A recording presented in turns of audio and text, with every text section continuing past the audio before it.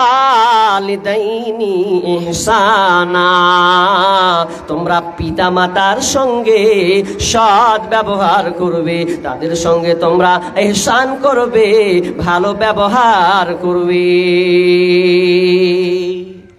এবার 2 নম্বরে যুবক ছেলেরা একটু মন খারাপ করবে যে কি বক্তব্য দিলি রে, কিন্তু খারাপ লয়, এজন্য খারাপ লয় যে আল্লাহ সুবহানাহু ওয়া তাআলা যত আমলের কথা কোরআনে বর্ণনা করেছেন একটা একটা করে, তো মা বাপের ব্যাপারে যত আলোচনা করেছেন একটা একটা পঙ্খানু করে বুঝিয়ে যতটা মা বাপের ব্যাপারে স্পষ্ট আছে, অন্য বিষয়ে তত স্পষ্ট নয়। নামাজ পড়ো, কিভাবে নামাজ পড়বে বর্ণনা অতটা নাই, হাদিসে যেতে হবে। হজ করো, কতটা কিভাবে করবে তোর হাদিসের কাছে যেতে হবে। দান সাদকা করো, হাদিসের কাছে যেতে হবে। কিন্তু মা বাপের ব্যাপারে আল্লাহ তাআলা এমন ভাবে বর্ণনা করেছেন, একটা একটা করে খুলে বর্ণনা করে দিয়েছেন। ওয়াবিল ওয়ালিদাইনি ইহসানা, তোমরা পিতা মাতার সঙ্গে সৎ ব্যবহার করবে, ভালো ব্যবহার করবে। মা বাপের সঙ্গে ভালো ব্যবহার করেন? কয় % আছেন গো? এত লোক সমাগম, কে কতটুকু মা বাবাকে ভালোবেসেছেন? আল্লাহর ভাষাটা দেখেন আগে, তারপর আপনি ব্যাখ্যার দিকে যান। ইম্মা ইয়াবলুগান্না ইনদাকাল কিবারা আহাদুহুমা আও কিলাহুমা, আমার আল্লাহ বলছেন ইম্মা ইয়াবলুগান্না ইনদাকাল কিবারা, যদি তোমার বাপ মা বার্ধক্যে পৌঁছে যায়, আপনার কিনা বাপ কিংবা মা কিলাহুমা, দুইজনকে বোঝানো হয়েছে, তারা দুইজনে যদি বার্ধক্যে চলে যায়, বয়স্ক প্রাপ্ত হয়ে গেছে, ইম্মা ইয়াবলুগান্না ইনদাকাল কিবারা আহাদুহুমা আও কিলাহুমা ফালা তাকুল্লাহু উফিউ, তাহলে তুমি উফ শব্দ পর্যন্ত করতে পাবে না, এটা তোমার ক্ষমতা নাই। আমি আল্লাহ তোমার ক্ষমতা এখানে আমি কেড়ে নিয়েছি মা বাপের ব্যাপারে। তুমি মা বাপকে কোনোদিন উফ শব্দ ব্যবহার করতে পারবে না। ওয়ালা তানহারহুমা, এবং তুমি ধমকে চেঁচিয়ে বিরক্ত হয়ে কোনো কথা বলতে পাবে না। ওয়াকুল্লাহুমা কাওলান কারীমা, এবং তাদের সঙ্গে তোমরা সম্মান সূচক ভাবে কথা বলবে। 3টা কথা বললো, একটা ধমক দেওয়া যাবে না। আর আজকালকার তো ধমকের শেষ নাই গো, ধমকের 3টা বেটা, বাপ বয়স হয়ে গেছে, বড় বেটাকে কইছে শফিকুল, কি কইছ? ওয়াকে কইছে শফিকুল, তো ভলিউম বাড়িয়ে বলছে কি কইছ, মানে আর এখন আর লিবে নাও। মেজোকে বলছে জিয়াউল, কি ভাগ করতে আসছো যে, লিবে নাও। 3 নাম্বার উইক ব্যাট বল লে বেহারাবে এখন বিকেলবেলা, ব্যাট বল। তো বাপ একটু নরম সুরে বয়স্ক মানুষ বলছে যে রমজান শুনতে পারা, খেলতে যাবে, খেলার সময় তুমি ডাকবা দাও। 3 জনা 3 রকম ধমক মেরে দিলে হাঁটলো। কিন্তু কোরআন বলছে উফ মানে উফ শব্দ তুমি করতে পাবে না, তোমার উফ শব্দ করার ক্ষমতা নাই। অনেক সময় ধমকে তুমি কথা বলতে পাবে না, অনেক সময় মানুষ ধমকে উফ শব্দ ব্যবহার করে। কেমন উফ? একটা বাপ কাজ করতে যে ভুল করে দিয়েছিলাম, উফ আমার বাপের কাজ বে, তার মানে এখানে আপনি বাপের কাজ ভুল হলো। যদি উপ শব্দ তুমি ব্যবহার করতে পাবে না, এই কারণে তোমাকে সাইলেন্ট হয়ে যেতে হবে। ও আপনার কি নাম? ওয়াকুল্লাহুমা কাওলান কারীমা, তার সঙ্গে শ্রদ্ধাজনিত কণ্ঠে কথা বলবে, সম্মান সূচক ব্যবহার করবে। এটা হয়, এটা কেমন হয় জানেন? বলবো, শুনবেন তো? এই জিনিসটা হয়, অন্য জায়গাতে হয়, বলবো? মানুষ কিছুই বলে না। একজন বলছে বলেন, বাকি বলছেন কি। তো আপনাদের এখানকার সব কি বলে অফিসার, পুলিশ কাজ অফিসার, একটা পুলিশের গাড়ি যদি ভিতরে ঢুকে, 4টা 2টা এক বড় অফিসার মেজর অফিসার যদি ঢুকে, আর ঢুকার পর যদি একজনকে ডাকে, ওই ওই শোন, জি স্যার, হ্যাঁ স্যার বলেন স্যার, বাজি হ্যাঁ স্যার চিনি স্যার, স্যার ওইদিকে ওই বাড়িটা, ওই বাড়িটা। তখন ওয়ার করে না, কি করছেন স্যার, মানে ওটা আর চলবে না। তখন স্যার হ্যাঁ হ্যাঁ, মানে এই জিনিসটা হওয়া ছিল মায়ের কাছে, আব্বার কাছে সংযত। অকুল্লাহুমা কওলান কারীমা, একবার সম্মান সূচক ভাবে কথা বলতে হবে, সাইলেন্ট হয়ে যেতে হবে। আব্বা, জি আব্বা, আব্বা জি বলেন, এটা কর, বাস চলে যান। কিন্তু ওটা এখন নাই। তারপরে আমার আল্লাহ বলছেন ওয়াকফিদ লাহুমা জানাহাযুল্লি মিনার রাহমাত, তাদের জন্য রহমতের বাজুকে বিছিয়ে দিবে। আহসানুল বায়ান তাফসীর করছেন রহমতের বাজু কাকে বলা হয়। একটা পাখি যখন উড়ন্ত উড়ার জন্য যখন আকাশে উড়ে দুটা পাখনাকে আবার মেলে দেয়, যখন আবার পাখিটা বসে যায়, পাখনা দুটাকে আপনার নীরব করে বসিয়ে দেয়, সে আবার বসে গেল। ঠিক তেমনি ভাবে আল্লাহ এখানে বলতে চাইছে তোমার রহমতের বাজু বলতে কেমন করে প্রস্তুতি থাকবে। তোমার মায়ের পায়খানা করা লেগেছে, বাথরুম যাওয়ার প্রয়োজন হয়েছে, মাকে সঙ্গে করে বাথরুম নিয়ে চলে যাও। মায়ের গোসল করার প্রয়োজন আছে, রেডি থাকো, মায়ের গোসল করিয়ে দিতে হবে। সন্তান তুমি গোসল করাবে, মায়ের ডাক্তার বাড়ি নিয়ে যেতে হবে, রেডি থাকো। এখানে বলে ওয়াকফিদ লাহুমা জানাহাযুল্লি মিনার রাহমা, তার জন্য রহমতের বাজুকে বিছিয়ে দাও। রহমতের বাজু মানে এই নয় তার আপনার পেটে উড়ে চেপে আপনি খাড়া হয়ে যাবেন, এই রকম না। তার মানে হচ্ছে তার জন্য প্রস্তুতি গ্রহণ থাকতে হবে সব সময়। যখনই বলবে ডাক্তার বাড়ি, লেট করা চলবে না, ডাক্তার বাড়ি নিয়ে যাও। যখন বলবে বাথরুম নিয়ে যাও, আপনার কিনা বলবে গোসল, তো গোসলে নিয়ে যাও। যদি বলে আমাকে খাইয়ে দে বেটা, সঙ্গে সঙ্গে রেডি হয়ে আপনাকে খাইয়ে দিতে হবে।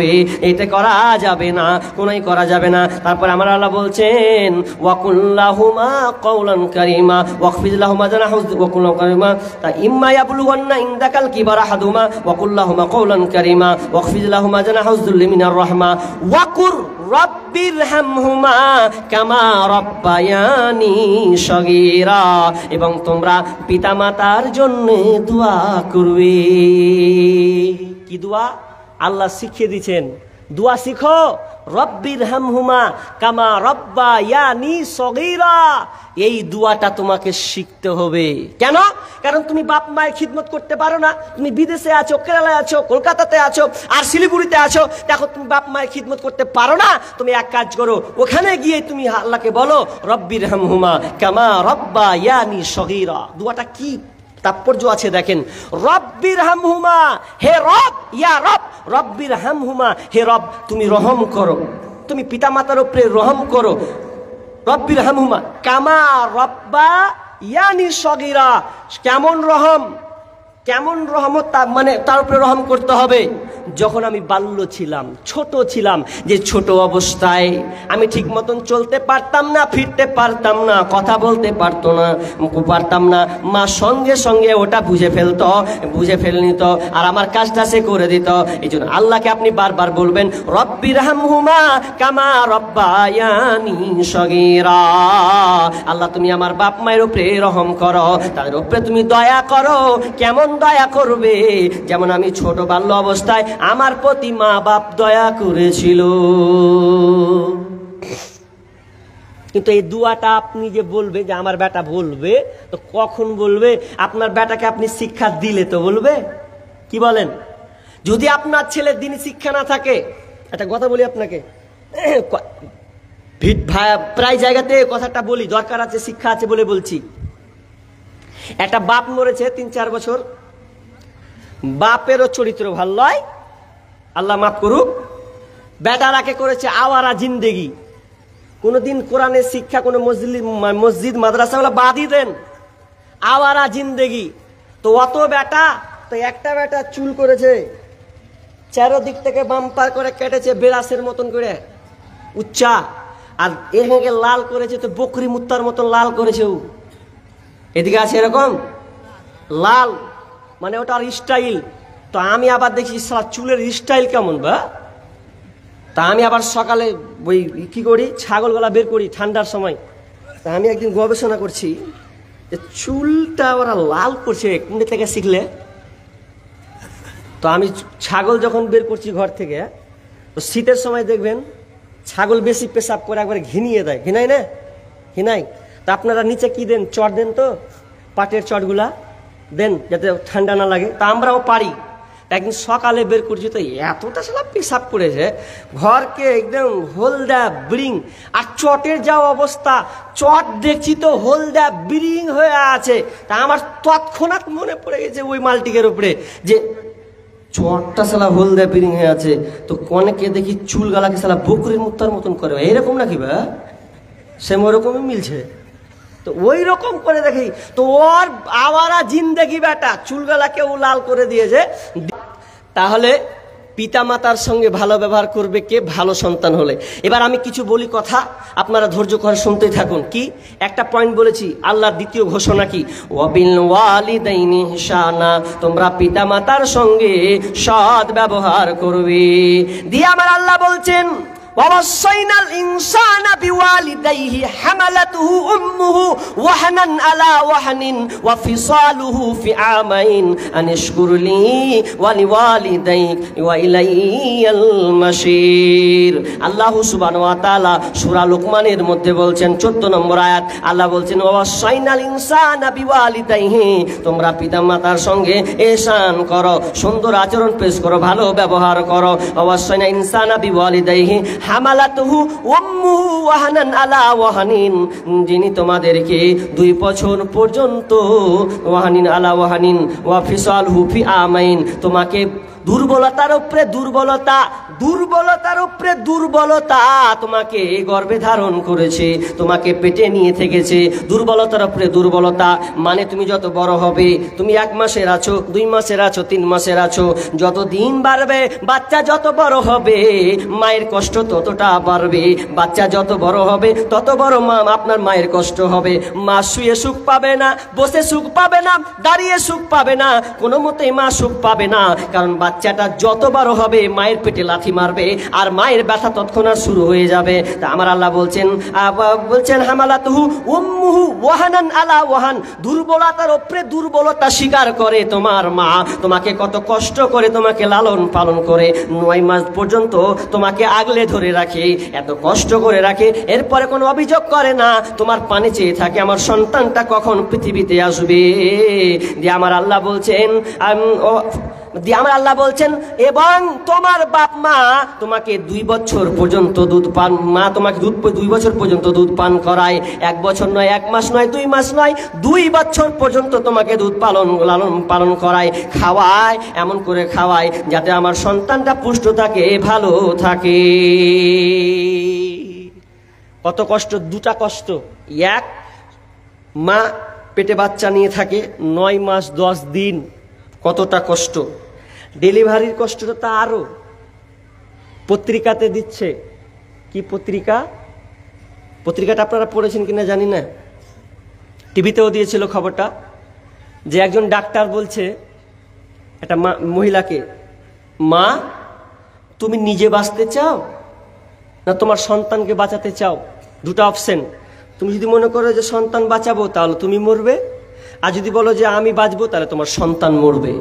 অপশন 2টা দিলাম, একটা বেছে নাও।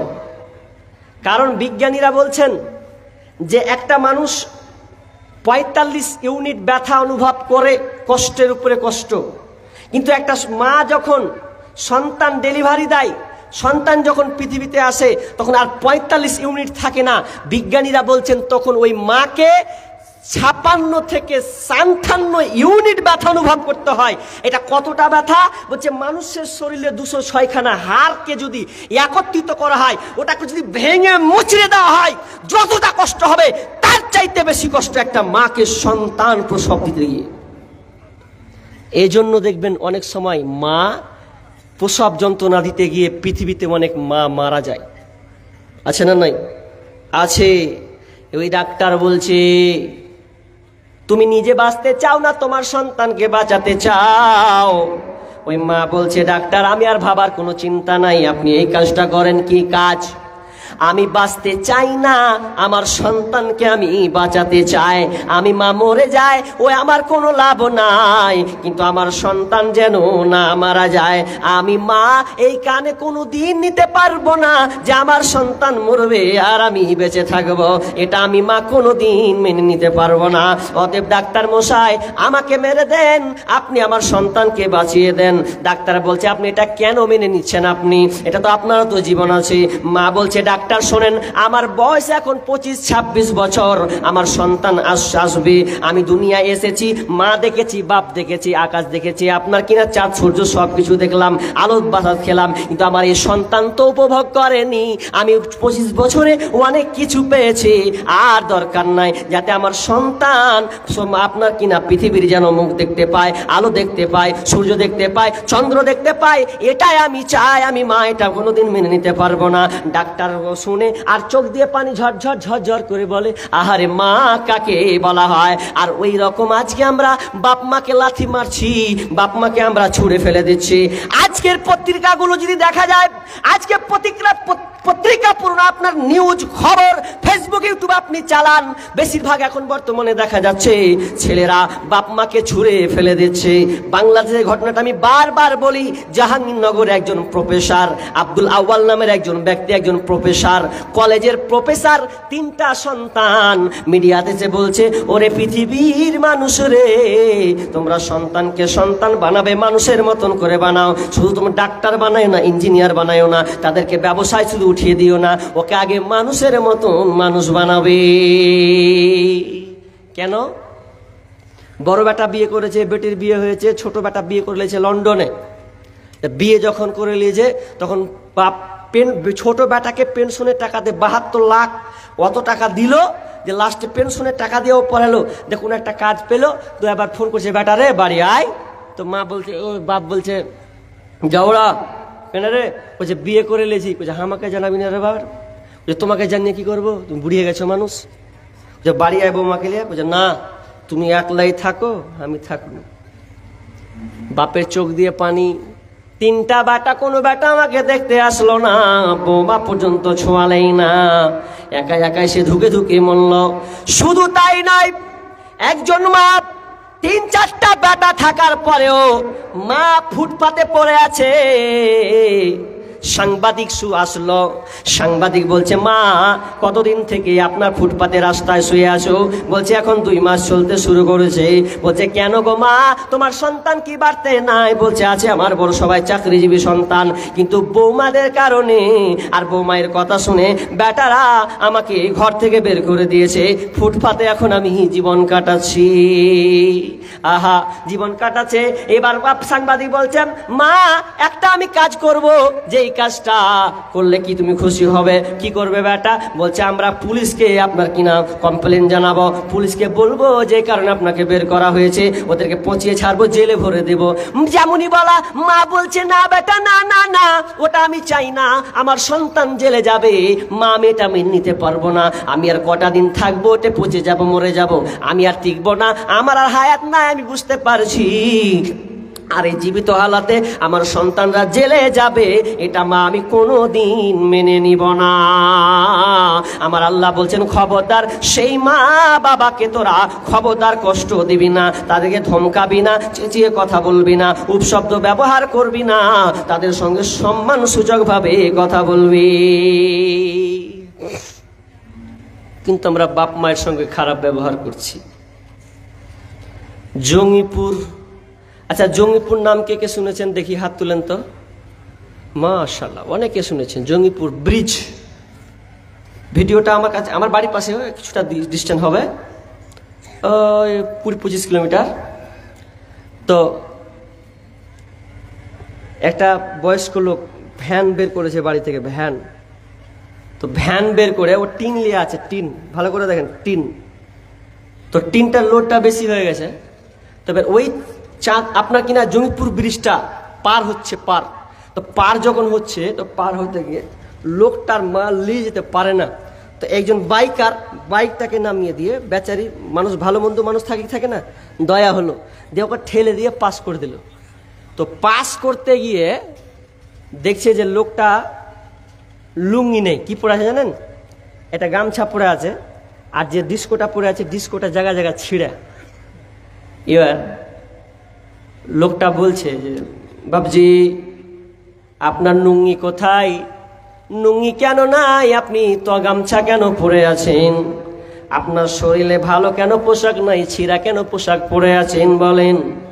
যখন এই দুটা শব্দ বলা, লোকটা হাউমাউ করে কাঁদতে শুরু করেছে। যখনই বলেছে, চাচা আপনি পরনে লুঙ্গি কেন নাই, গামছা কেন পরে আছেন, আপনার শরীরে ভালো জামা কেন নাই, ছিঁড়া ডিস্কো কেন পরে আছেন, যখন এই দুটা শব্দ ব্যবহার করেছে, ওই আপনার লোকটা হুংড়ে হুংড়ে বাচ্চা ছেলের মতন হাউমাউ করে কাঁদতে শুরু করেছে। বলছে কেন? তখন বলছে, চাচা কেন কাঁদছেন বলেন, কেন আপনার চোখে পানি একটু খুলে যদি বলতেন তো আমি আপনার কিছু উপকার একটা করতাম। বলছে, বেটা রে, আমার বেটা আছে বাড়িতে, বেটারা আছে, কিন্তু হায় আফসোস হলো কি যে গতদিন ঈদ হলো, ঈদ হয়েছে, আমার বেটা আমাকে একটা লুঙ্গি কিনে দিয়েছিল। ওই লুঙ্গিটা আমি দুই একদিন পরেছি, কিন্তু কি কাম, ওর মায়ের সঙ্গে কোনো একটা কথাবার্তা হয়েছে, কাটাকাটি হয়েছে, আর যেমন কথা কাটাকাটি হয়েছে এরপরে আমার ছেলে রাগ হয়ে গেছে। আর ওই সময়তে আমি বাড়ি থেকে বের হচ্ছি রে বেটা, যখন বাড়ি থেকে আমি বের হলাম রাগের বসতে আমি ব্যানটা ধরবো, কিছু খাবার খাইনি, দুটা হাতে মুড়িটাকে আমি বেঁধে নিয়েছি। আর এরপরে যখন আমি ভ্যানটা ধরে নিয়ে যাই, আমার বেটা আমার পরন থেকে লুঙ্গিটা খুলতে শুরু করেছে, এমন জোরে খুলেছে আমি ন্যাঙ্গা হয়ে গেছি, উলঙ্গ হয়ে দৌড়ে আমি গামছাখানাকে ধরে আমার লজ্জা স্থানকে আমি ঢাকতে লাগলাম। আমার বেটা আমার পরনের কাছ থেকে লুঙ্গি খুলেছে রে বেটা, এই জন্য আমি এই গামছাটা পরে আজকে আমি রাস্তায় বের হয়েছি দুটা ঢাকার জন্যে। আর শরীরে জামা তো না, আমি ছিঁড়া জামা বের হয়েছি। হে করে লোকটা টুকরে টুকরে কাঁদতে লেগেছে। এরপরে আপনার কিনা বাইকার যে ছিলেন উনিও কাঁদতে শুরু করে দিয়েছেন, চোখ দিয়ে পানি টপ টপ করে বলছেন, চাচা আর কাঁদবেন না, একটু আপনি শান্ত হন, আমি দেখি আপনার কিছু করতে পারে কিনা। তখন তিনি কিছু টাকা বের করে চাচাকে বলছেন, চাচা এই টাকা দিয়ে আপনি একটা লুঙ্গি নেবেন, একটা সুন্দর দেখে আপনি জামা নেবেন, আর কিছু আপনাকে টাকা দিলাম, আপনি আর কান্না করবেন না, আপনি হচ্ছেন আমার বাপের মতন, আপনি বাপের মতন কানবেন না, আমার একটা কষ্ট হয়। আইরে মুসলমান, এই দৃশ্য দেখে বলেন কি আজকে চলছে, বাপ মায়ের উপরে নিপীড়ন চলছে, একবারও তোমার হাত কাঁপলো না? বাপের আপনার কিনা পরন থেকে লুঙ্গি খুলতে কি তোমার একটু হাত কাঁপেনি? আজকে দেখা যায় যে বাপ মরছে, জানাজা পর্যন্ত অনেকে পড়তে যায় না। কি চলছে আজকে গো? হ্যাঁ, বাপ যখন মরছে তখন জাগাকে ভাগ করার লেগে সবটি হুড়মুড়িয়ে ঢুকিয়েছে, ভাগ লিব। আর যখন বলছে খাওয়াবি কে কে, কইছে আমি পারবো না, তুই খিলাগা, তুই খিলাগা। আরে মামুর ছেলে, বাপ তোকে এত কষ্ট করে লালন পালন করলো, আর আজকে তুই মৌলভীর মতন পালিশ সিস্টেম করলি। আরো এখন যান, বাপ মাকে নেওয়ার জন্য ছেলেরা প্রতিযোগিতা করে, কারাকারি করে, যে আমার কাছে থাক, ও বলছে না আমার আব্বা আমার কাছে থাকবে, মা আমার কাছে থাকবে, ওদের নিয়ে প্রতিযোগিতা টানাটানি। আর আমরা বলছি যা ওই তোমার ওই বেটার কাছে চলে যাওগা। কি চলছে সমাজ আজকে? বাপ মায়ের সঙ্গে ব্যবহার। বিশ্বনবীর কাছে একজন সাহাবী আসলেন, যা রাজুলুন ইলা রাসূলুল্লাহ সাল্লাল্লাহু আলাইহি সাল্লাম। একজন সাহাবী এসে বলছেন, ইয়া রাসূলুল্লাহ, মান হাক্কুন নাসি বিহুসনি সাহাবাতি, আমার উত্তম ব্যবহারে, আমার আচরণে, প্রথম উত্তম আচরণে কে সবচাইতে হকদার বেশি রাখে? বিশ্বনবী বলছেন, কলা উম্মুক, তোমার মা, তোমার আচরণ, তোমার ব্যবহারে সর্বপ্রথম যে হকটা রাখে তোমার মা।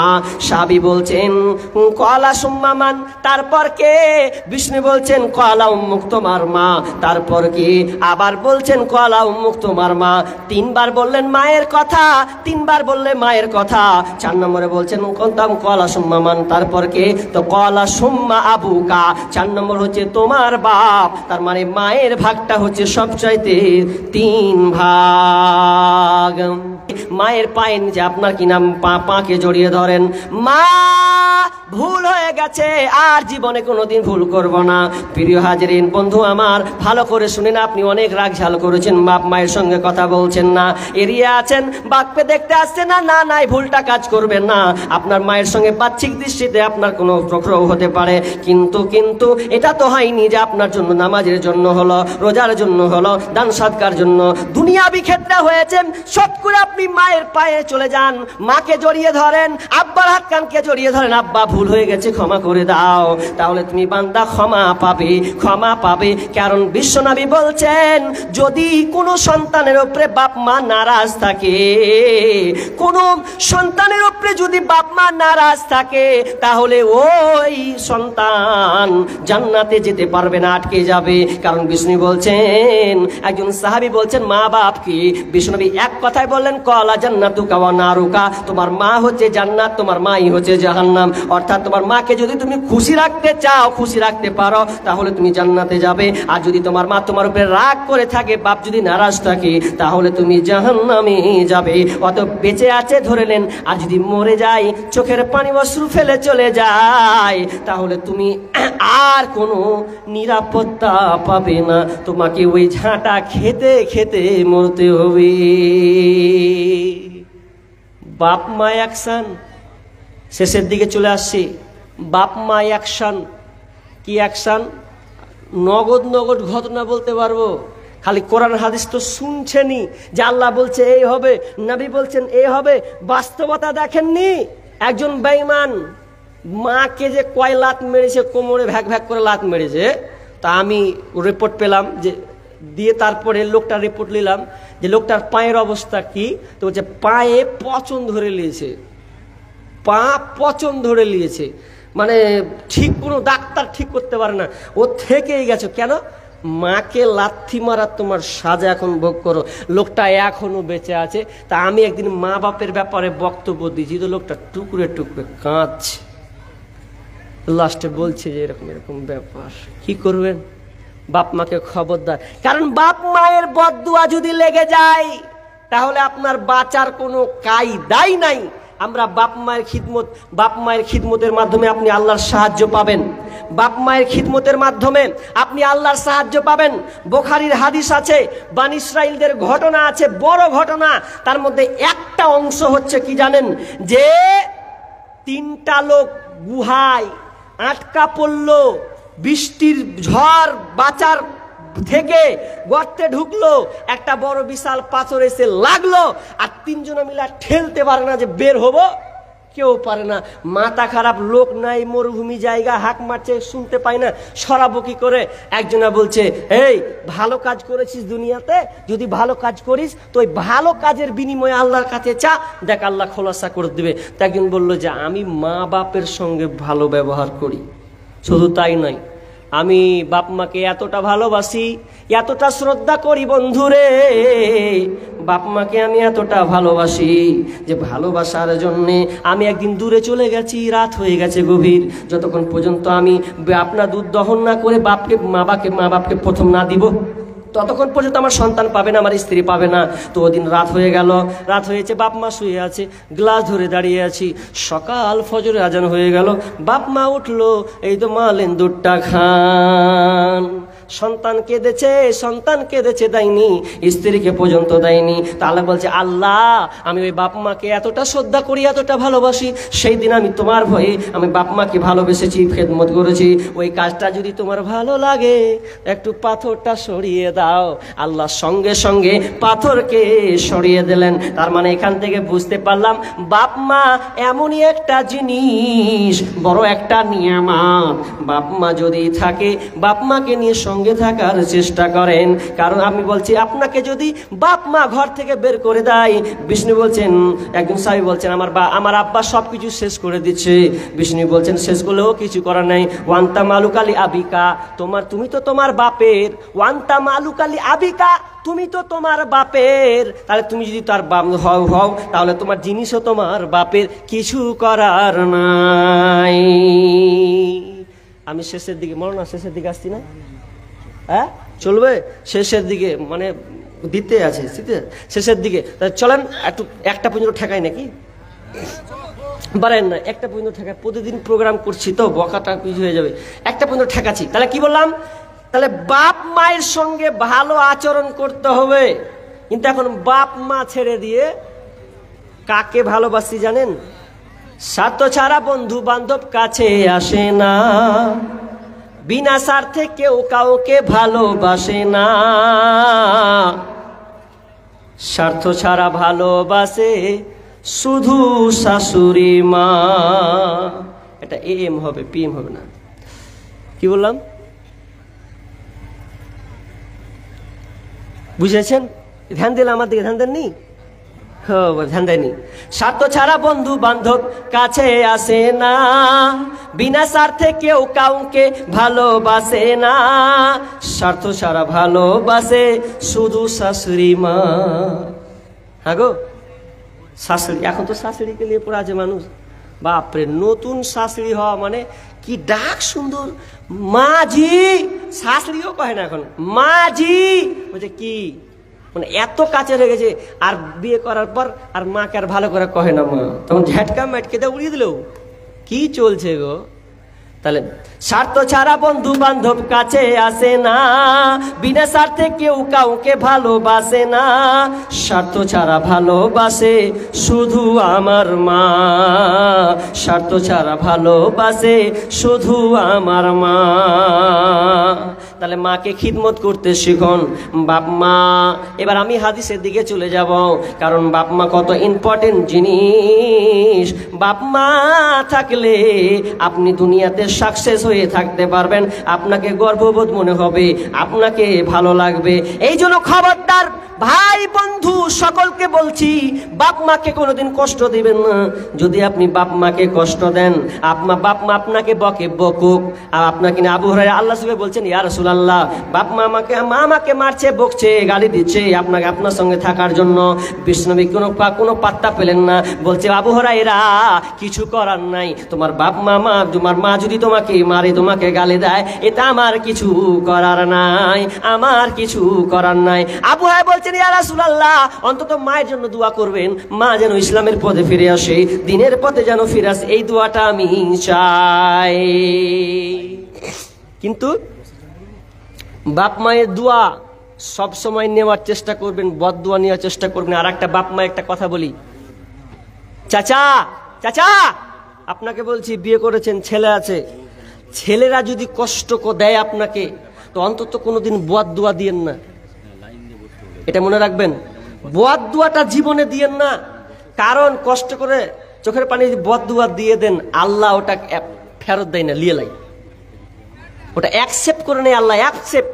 খবরদার, দুঃখ হয়েছে পিছিয়ে দেন, জীবনে বদ দোয়া দিবেন না। কেন? বনী ইসরাইলদের ঘটনা, একজন আল্লাহওয়ালা বুজুর্গ লোক ছিলেন জুরাইজ। এই জুরাইজ এত আল্লাহওয়ালা লোক ও টিকতে পারে না, আল্লাহকে এত ভালোবাসে, আল্লাহকে ডাকে। জুরাইজ ইবাদত করে ছোট একটা খুপড়ি ঘরে, এটা আল্লাহকে ডাকতে থাকে। একদিন জুরাইজ নামাজে আছে, আল্লাহু আকবার, নামাজে দাঁড়িয়েছেন, নামাজটা কোনো ফরজ ইবাদত নয়, নফল সালাত পড়ছি। আর এমন সময় বুড়ি মা বয়স হয়ে গেছে, সন্তানকে ডাকতে এসেছে, বেটা জুরাইজ, জুরাইজ, এ জুরাইজ, নামাজে আছে, আপনার কি না? জুরাইজ নামাজে যখন আছেন, মায়ের আওয়াজ পেয়েছেন, আর বলছে, মায়ের কথায় সাড়া দিব না আজকে থাকবো, নামাজ পড়বো না মায়ের দিকে সাড়া দিব, দুরকম ভাবতে আছে। এরপরে শুরু হয়ে গেল, মা চলে গেল, একবার হলো, আর একবার এসে মা, বুড়ি মা কষ্ট করে আসছে, সন্তানকে ডাকছে জুরাইজ, কিন্তু সে আবার শুনতে পাচ্ছে মা আমাকে ডাকছে, দ্বিতীয়বার আবার দাঁড়িয়ে আছে, মায়ের ডাকে সাড়া দিব না আপনার কিনা নামাজে থাকবো, কোনটা করব? এ করে মা আবার চলে যায়। তৃতীয় দিন আবার তৃতীয় নম্বরে আবার আসছে, দিয়ে বলছে, জুরাইজ, বেটা জুরাইজ, ওই সময়ও নামাজে আছে, বলছে মায়ের ডাকে সাড়া দিব না, নামাজটা ছাড়বো না, মায়ের ডাকে সাড়া দিব, কি করব কোনো কুল নাই। তো এই করতে করতে করতে মা একটু দুঃখ পেল, কষ্ট পেল, সন্তানকে ডাকলো, পেল না। বুড়ি মা তো আর জানে না বেটা আমার নামাজ পড়ছে রে, কিন্তু আল্লাহ তো দেখতে পাচ্ছেন, মা দেখতে পাই না। আর রাগান্বিত দিয়ে বলছে, বেটা দোয়া করলেন আল্লাহর কাছে, কি আল্লাহ, হে আল্লাহ, আমার বেটা যেন মরণ না হয় যতক্ষণ পর্যন্ত বেশ্যামীর সঙ্গে স্যার মোলাকাত না হবে, বেশ্যামীর সঙ্গে সাক্ষাৎ না হবে, ততক্ষণ পর্যন্ত যেন আমার বেটা না মারা যায়। এ বদদুয়া দিয়ে হাওয়া চলে গেল, নামাজে আছে। এবার মা কিন্তু দেখেনি যে নামাজ পড়ছে বেটা, আল্লাহ দেখছে, কিন্তু এরপরেও মায়ের দুয়াকে আল্লাহ কবুল করে নিলে চলে এলো। যেমনই কবুল করা এই করতে একদিন দুই দিন যেতে যেতে যেতে যেতে হঠাৎ দেখতে পেলেন যেমন একটা কাজ, ওই যে এলাকাতে একটা বেশ্যা মেয়ে ছিল, বদমাশ মহিলা, যেই মেয়েটা তার কাজ হলো দেহ ব্যবসা করে কিছু টাকা ইনকাম করবে। একদিন তার ওই মেয়েটার পেটে বাচ্চা হয়ে গেছে কোনো ক্রমে, তার বিয়ে হয়নি, বিয়ে না হওয়া ছাড়াই বাপ ছাড়াই একটা আপনার কিনা পরপুরুষের সঙ্গে আপনার জেনা করে পেটে বাচ্চা হয়েছে। এবার ওই আপনার কিনা মেয়েটা, ওই পাগলে আপনার বিশ্বলয় মেয়েটা, পতিতালয়ের মেয়েটা কি করবে, কে আমার স্বামী হবে, লোক তো আমাকে ঠাট্টা করে মারবে, মেরে দিবে। এই জন্য তিনি একটা পথ টানলেন। কি পথ? বলছে উমুক জুনার নাম দিয়ে দেব। গ্রামের লোক আসলো, আসার পর বলছে বল এই ছেলের বাপকে বল, কে তোর সঙ্গে কাজ করেছে, বল এর বাপকে বল। তখন মেয়েটা কোন রাস্তা কোন না পেয়ে নাম তো দিল ওই আপনার আল্লাহওয়ালা জুরাইজের নাম ফেললো, বলে দিল ওই জুরাইজের সঙ্গে কাজ হয়েছে, ওরই এটা বাচ্চা। মায়ের দুয়া আল্লাহ কবুল করে নিল। বাচ্চা যখন হয়ে গেছে, এবার যখন বাচ্চা হয়ে গেছে, দুনিয়ার লোক তো লাঠি লিয়া হাঁটলো, সবাই কত আল্লাহওয়ালা দেখেছে, এদিকে কুকাম করে দিয়েছে, হ্যাঁ এদিকে কুকাম করবে, এখানে আল্লাহওয়ালা আল্লাহগিরি দেখেছে। চল ধরে সব একবার দিল, আর ছোট্ট খুপ্পি ঘরকে ভেঙে ধুড়ে ওর কলার ধরে মারলো সাই সাই করে। এবার মারাবার বলছি, কি ব্যাপার তোমরা আমাকে মারলে, আমি তো কোনো অপরাধ করি নাই, আপনি মেয়েটার সঙ্গে তুমি বিচার করেছো, পেটে বাচ্চা হয়েছে। জুরাইজ বলছে, গ্রামের মানুষ শোনো, এটা আমি কোনোদিন করতে পারি না, এটা আমি নোংরা কাজ করতে পারি না। মেয়ে যে বলছে তুমি নোংরা কাজ করেছো, সাক্ষী তো আছে। তখন তিনি বলছে তাহলে কি করা যায়। তখন মেয়ে যখন বাচ্চাটা পৃথিবীতে এসেছে, ওই বাচ্চাটাকে জুরাইজ কথা বলতে লাগলো, বাচ্চাটাকে নিয়ে আসা হোক। নিয়ে আসা হলো, দিয়ে আবার ওই বাচ্চাকে বলছে, এই বাচ্চা বল বল বল বল, কে তোর বাপ, কে তোর বাপ বল, তুই লোকের সামনে বল। এ করতে করতে করতে বাচ্চা মুখ ফুটে দিয়েছে, শিশু কোলের বাচ্চা মুখ ফুটেছে। কি বলছে যে আমি হলাম উমুক, এই মেয়েটার সঙ্গে উমুক ছেলের সঙ্গে এটা আমার ওই বাপের উমুক নাম উল্লেখ করে দিলেন, উমুক গ্রামের উমুক লোকটার নাম। গ্রামের লোক শুনে নিল, আরে তাহলে জুরাইজ তো কাজটা করেনি, তাহলে আমরা কত বড় ভুল করলাম। মাপ চাইতে লাগলো, দেখো ভুল হয়ে গেছে, ও বলেছে বলে আমি ধরেছি, তোমার ঘরটাকে আমরা ভেঙে দিয়েছি, ঘরটাকে তোমাদের আমি সুন্দর করে সাজিয়ে দেব। সুন্দর বলছে না, যেমন ছিল তেমন করে দাও। কিন্তু বন্ধুরে, এটা কেন হলো, মায়ের বদদুয়া লেগেছে, আর ছাড়া কিছুই নয়। মা বলেছিল বেশ্যামের সঙ্গে মোলাকাত সাক্ষাৎ না হওয়া পর্যন্ত যেন আমার সন্তান মারা যায়, আর মায়ের বদদুয়ার কারণে এই হালাত হয়েছে। কত বড় নেয়ামত। বাপ মায়ের সঙ্গে কোনোদিন খারাপ ব্যবহার করবেন না, সাবধান, স্যালেন্ডার হন।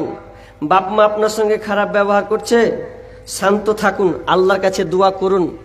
মানুষ আছে, বলুন যে এরকম সমস্যা হয়েছে, বাপ মাকে বুঝাবেন, কিন্তু আপনি শাসন করতে পারবেন না। শাসন করার অধিকার আপনার নেই, তবে আপনি মা বাপকে বুঝাবেন, এতটুকুই আপনার অধিকার। তাছাড়া আপনার কোনো আর অধিকার নেই যে আপনি বাপ মায়ের সঙ্গে আপনি খারাপ ব্যবহার করবেন। কিন্তু আজকে দেখা যাচ্ছে যে বিয়ের পর আজকে ছেলেরা বাপ মাকে বাদ দিয়ে সংসারকে ভিন্ন করে তারা বাকি জীবনটাকে দেখছে, বাপ মাকে আর প্রাধান্য দেয় না, তারা আর বাপ মাকে নিয়ে চিন্তা করে না। এই জন্য আজকে সমাজে এই ক্যান্সারটা হচ্ছে।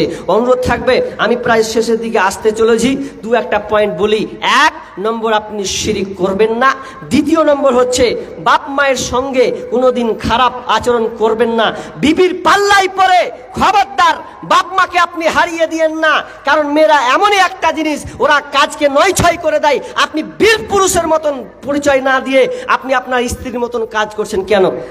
স্ত্রী পরামর্শ দিতে পারে, আপনি নিতে পারেন, কিন্তু স্ত্রী এমন পরামর্শ নেবেন যেটা আপনার ব্রেনে খাটে, ওটা বাদ দিয়ে আপনি স্ত্রীটা অ্যালাউ করবেন, তা কিন্তু হবে না। যদি অ্যালাউ করেন তাহলে আপনার সংসার ছয় নয় হবে, এতে কোনো সন্দেহ নাই। এই জন্য সবসময় সাবধান থাকবেন, বাপ মাকে সবসময় ভালো রাখার চেষ্টা করবেন, সবসময় জুদা করবেন না। একটা কথা মনে রাখবেন, 4টা বেটা আছেন, 4 বেটা আছেন, বলবেন এই বাপ মা বুড়িয়ে গেছে আর খাটতে পারে না, ভাগাভাগি চলবে না, বাপ মা যা ইচ্ছা হবে। আমার বাপ যদি বলে আমি এই বেজর বেটার ভাত খাবো তো ওখানে খাবে, কোনো পালি চলবে না। আমার বাপ যদি বলে আমি ওই বেটার খাবো, তৎক্ষণাৎ চলে যাবে, তখনই এনে দিতে হবে। কি খাবে ওটা পর্যন্ত এনে দিতে হবে, কোনো পালি সিস্টেম চলবে না। কেন চাল চলবে না? তুমি যখন ছোট ছিলে, বাপ মা যখন ছোট ছিল, আরে একটা বাপ একটা ডিম নিয়ে বসেছে, ও একটা আগে ডিম মানে লোড করলেছে, ও পেটে ঢুকেলেছে। বাপ যদি ডিমটা খেতে বসেছে তো বাপের ডিমটা আমি নেবো। আচ্ছা বাপ কি করে? বাপ বলে খা বেটা খা, যা যা খা। হাসে, বাপ দুঃখ পায়? বরং হাসে যে আমার সন্তান যাক, আমার বেটাই তো খাচ্ছে নাকি। তখন বাপ খুশি হয়ে সন্তানকে দিয়ে দেয়। আর আজকে আমরা কি করছি? ভাতে খেতে বসি, ছোট কালের কথা মনে করি না যে আমি যে ডিমটা খাচ্ছি তা আমার আব্বা কি খেলো। অথচ আপনি যখন ছোট ছিলেন, ছোট থাকার অবস্থায় আপনি জিদ করেছিলেন কি, যাব্বা স্কুল অতক্ষণ পর্যন্ত যাব না যতক্ষণ পর্যন্ত আপনি আজকে 10 টাকা না দিবেন। বাপ বলছে বেটা দেখ যা কে লিস্ট নেই রে বেটা রে, নেই দেখ নেই, বলছে না শুনবো না, 10 টাকা লাগবে তারপর স্কুল। বলছে কেমন জিদ দলি রে বেটা। তখন বাপ কি করে গো? তখন বাপ অন্য জনের কাছে বলে ভাই 10 টাকা দিস তো, তোকে দিয়ে দেবো, আমার সন্তানটাকে দিব। বাপ কত কষ্ট করে হাল নিয়ে সব না থেকেও সন্তানের পকেটে বলেছে বেটা এবার তো তুই স্কুল যা। তখন ডং ডং ডং করে নাচতে নাচতে হাঁটলো। আর এখন বাপের হালাত দেখো কি অবস্থায় আছে। মনে রাখবেন, আপনার বাপ নিশ্চয় চায়ের দোকানে বসে, চায়ের দোকানে আড্ডা পিটে। এখন আপনি একবার ভেবেছেন আমার আব্বা যে চায়ের দোকান যায়, তো আমার আব্বাকে জিজ্ঞেস করেছি আব্বা তুমি চায়ের দোকান যাচ্ছ, 20 টাকা লাও, চাটা খেয়ে এসো। এরকম কোনোদিন কেউ করেছেন? কজন আছেন এরকম? কজন আছেন যে আব্বাকে জিজ্ঞাসা করে আব্বা তুমি চায়ের দোকান যাচ্ছ, আব্বা ওখানে বসবে না, 20 টাকা লাও, তুমি চা খেয়ে আবার বাড়ি চলে এসো। এটা তো আমরা কোনোদিন করি না। আফসোস লাগে কি আজকে বর্তমান চলছে, বাপ মাকে নিপীড়ন নির্যাতন করছেন।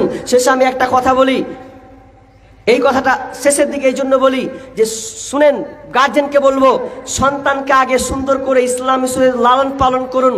কেমন লালন পালন করবেন?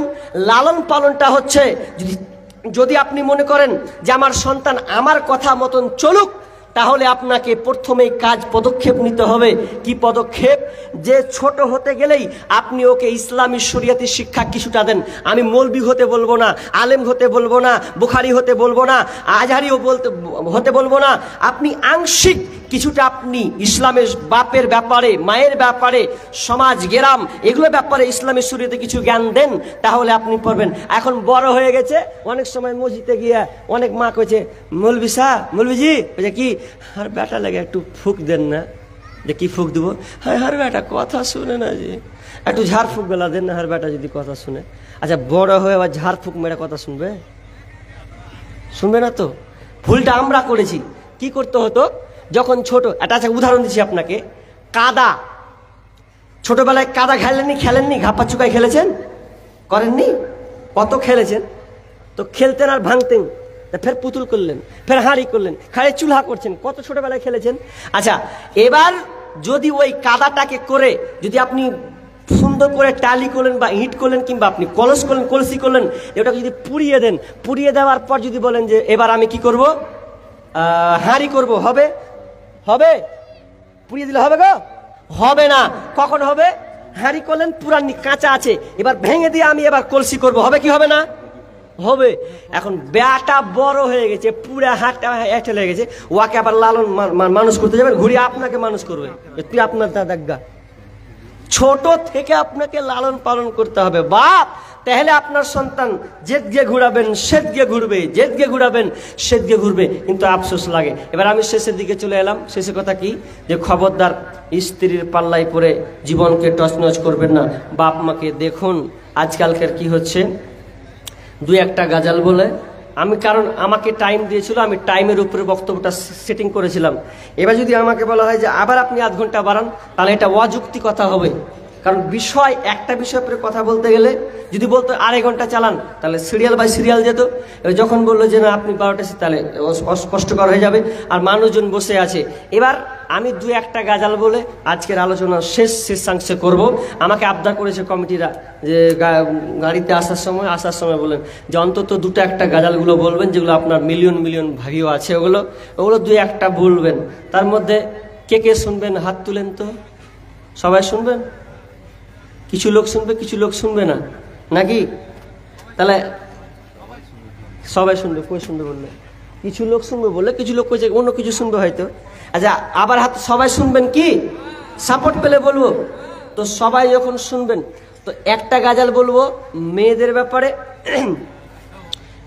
ব্যাপারে। আর আপনাদের যে সমাজে এই যে সুদ চলছে, সুদের উপরে একটা সঙ্গীত আছে, তো ওটা বলবো। 2টা বলে এটা অন্তত সান্ত্বনা পুরস্কার নেন। এবং শেষে বলবো ওটা যে যতটুকু আলোচনা হলো খালি শুনে মূল্যায়ন করলে হবে না, এটা বাস্তবায়ন করতে হবে, পরিবারে লাগাতে হবে। খালি আলোচনা শুনলাম, বক্তা নিয়ে চলে এলাম, ব্যাস হাওয়াই লাড্ডু, তাহলে কিন্তু হবে না। তো কি আজকে দেখবেন, আমি বলেছিলাম এবিসি নিউজ বলে যে প্রতি বছর সন্তান হত্যা করা হয় প্রায় 5 লাখ। কতটি বললাম? 5 লাখ শিশুকে হত্যা করা হয় প্রতি বছর। এবার বেশি হতে পারে, কমবে না। তো কেন জানেন? তার 2টা কারণ।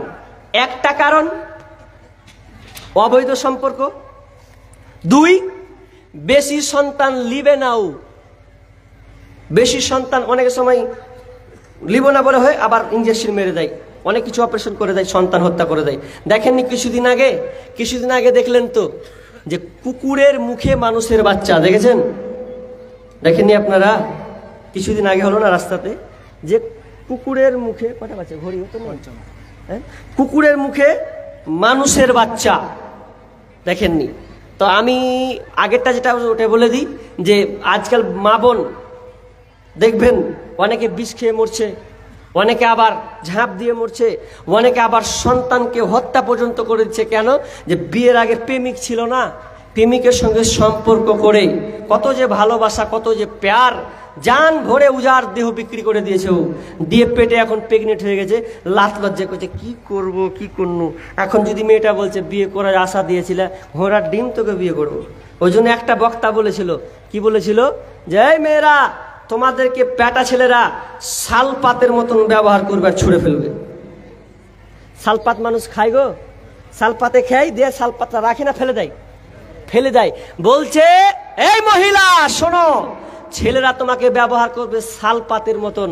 আর যদি মনে করো আজীবন স্ত্রীর মানে তার সম্পর্ক রেখে জীবন যাপন করবে বিয়ে করে, তাহলে তোমাকে থালার মতন রাখবে, কাঁসার থালার মতন, নিকিলের থালার মতন। ভাত খাবে, থালি ফেলবে না, ধুয়ে আবার রেখে দিবে। আর বিয়ের আগে যদি তুমি ফষ্টি নষ্টি মারো, পেটে সন্তান হবে। দিয়ে এখন একটা মেয়ে কাঁদছে করে।